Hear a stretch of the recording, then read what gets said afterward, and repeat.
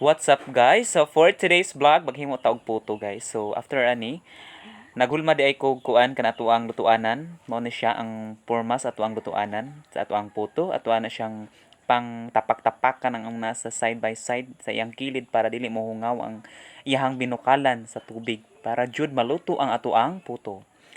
Ato nang siyang ipang kuan na siya guys, ipang pilit nato na siya di sa kilid para dili jud siya mahungaw ang ato ang minutuan para maluto jud siya og tarong. Ato lang siyang imekos dihang dapita.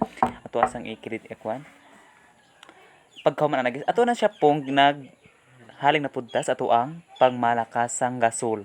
In short, gasolbo ang aso. Mao na siya guys, no? Oh, ato ang hiyupan, ato ang i-volume 10 ako na siya para maluto jud siya og tarong ato ang puto.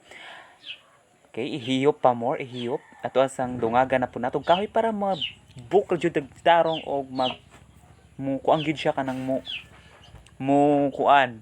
Mao na siya, wow, di ba? Naghiyop ato ang blower, pangmalakas ang blower, guys.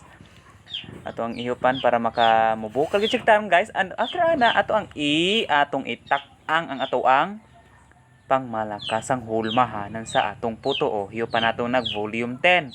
Gi volume 10 na ko na siya, guys. So don't mind the background, guys, ha. Ato ang pabulak mo hulatag bukal para maluto gid siya tarong. O ato ang ikuan.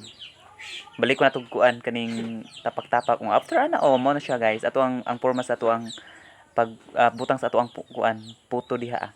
Ato ang takluban para dili siya muhungaw sa sulod nga side, sa inner part, sa outer part. Ato ang balihon, atong baliktaron ng ato ang giluto nga puto para maluto pud ang tunga sa iyang dito sa front side. Nato ang balihon at takluban na po nato na siya.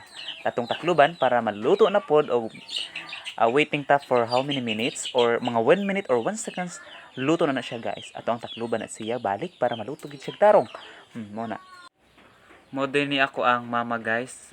Siya gyud ang diha gid ko sa iya nakatuon pagluto unsa ang pagluto sa puto. And this is the result sa ato ang pagluto sa atong puto. Pasensya naman sa background guys. Thank you for watching. Goodbye.